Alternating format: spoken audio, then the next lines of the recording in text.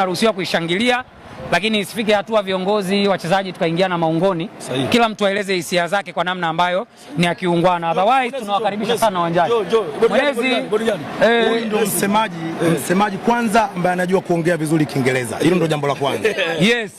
Nani? Wengine kuna kujua na kuongea vizuri. Elewa. Kuna watu wanajua kuandika Kiingereza, kuongea hawajui. Huyu Hashim Ibwe under 17 wa kudumu ndio msemaji anayejua kuongea vizuri Kiingereza nchi, na ndio mtu kwanza wote semeni Ibenge koche Ibenge koche Ibenge koche Ibenge. Hapo tunamaliza. Unajua hajawahi kutokea kocha anaitwa Sele hayupo, hajatokea. Twende kazi. Hajawahi kutokea kocha anaitwa wewe, umeona wapi duniani kocha tajie wewe? Tunaona ubora wa Kitambala mchezo wa mistake ambayo alikuwa kuletea jitu linaitwa Jefte Kitambala.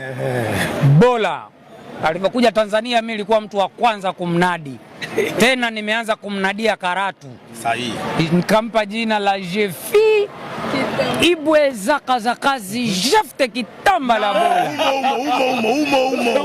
Tulipofika Zanzibar akafanya kazi nzuri sana mechi na KMKM. Jina lake likabadilika kidogo, likawa sasa kwa sababu yule si Mkongomani, ikawa inatoka Jefi Kitambala Bola.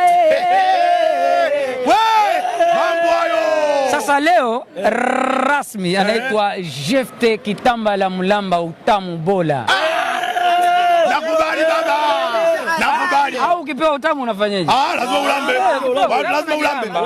Utamu dawa yake kulamba. Mzuri sana. Nafikiri watu walichukulia kawaida wakati anakuja tukizungumza.